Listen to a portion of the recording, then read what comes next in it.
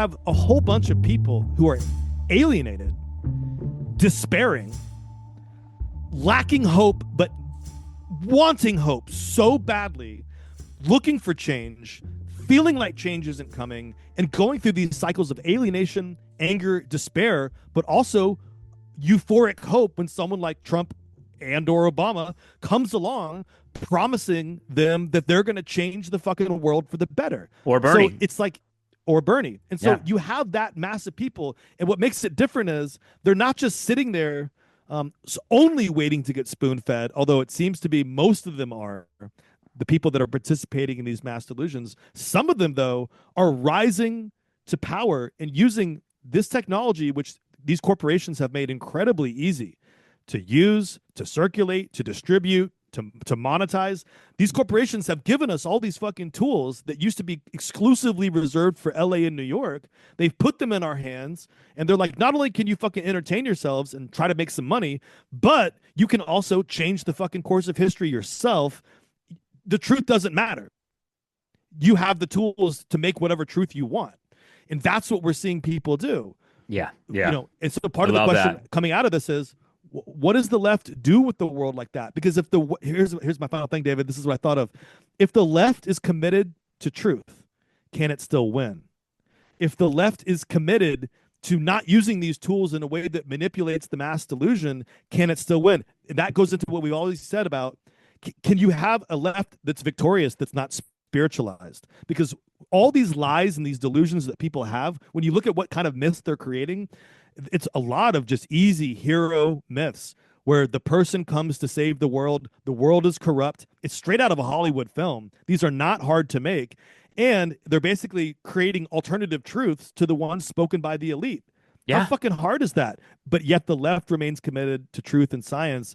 I'm not saying it should abandon those things, but I am saying in a world where the free market is now determining everything, can you really not have anyone on your side be trying to wield the same knives that the enemy is wielding? Because the enemy is doing it extremely, extremely effectively, and you're just going to sit this one out. I don't know if that's going to work as the whole strategy. I'm not saying it's the key, but I just don't know if it's going to work as the whole strategy. Yeah, I agree. And it brings to mind a moment where I thought I had a rush of like, maybe they will go in this direction when the little bird landed on Bernie's podium. I don't know if you remember this in the 2016 election. And all of a sudden there was this kind of like weird, moment for like a week of like meme magical thinking on the left where they're like, the bird is, a sign of God, that like, Bernie is on God's side, and and I was like, dude, go with the bird. The bird is like, the bird is the thing. But either way, the kind of religious angle of this is really important, I think. And like you said, like, memes predate the internet, obviously. But thinking about like the Stations of the Cross that you mentioned, the sort of like control that the Catholic Church had in Europe. Before the advent of the printing press, it was of these images, right? And if like you go to the Getty Museum here in LA, they have like a lot of these illuminated manuscripts where the Bibles that the church had exclusive ownership over, that people could like look at when they got to the church, were like, it wasn't just written material. It was a lot of colorful visual material and like sort of like these hypnotic images. And when the printing press comes, what is there? There's a panic among elites, right? There's a panic that like, oh, fuck.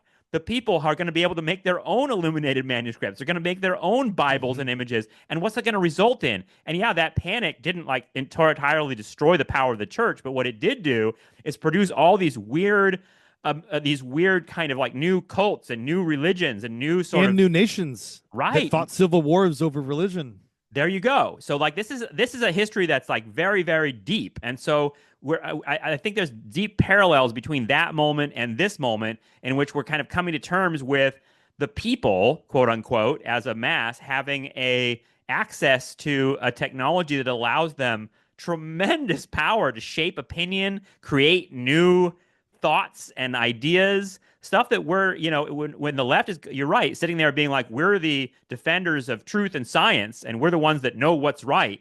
They're way behind the eight ball. And like the one other thing I wanted to mention is podcasts, because on that Ezra Klein conversation, they talked about how Kamala Harris didn't want to engage with the podcast world, whereas Trump went on all these weird bro podcasts.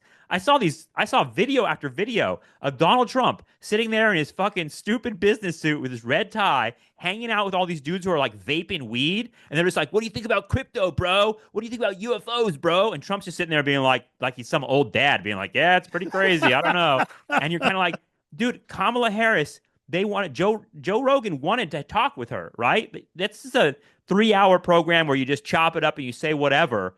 And the Harris camp apparently was like, we want a 1-hour conversation and we want to know all of the questions beforehand. And it's sort of like, well, that just, to me, that wraps it up entirely. They're not able to have an off-the-cuff conversation, and that made them look like too prepared, too inauthentic, too fake, too connected to like the quote-unquote right answers only, and not willing to have just an open conversation. And Bernie Sanders has been, to his credit, he went on the Joe Rogan program, and when he went on Joe Rogan in 2019, he was canceled by the Democratic Party. They were like, "You're going to talk to a guy who's like a MAGA guy, white supremacist. You shouldn't have done that." And it's like, dude, it's a perfect example of how the Democratic Party is going to fucking lose, and so is the left, because they're unwilling to really fucking engage with this looser world.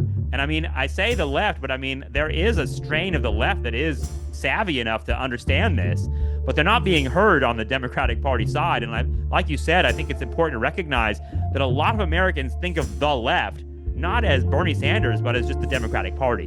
And as much as we like cringe and be like, that's not the left isn't liberals. Like, liberals and the left are the same thing in the minds of millions and millions of Americans, as much as we like to separate those things.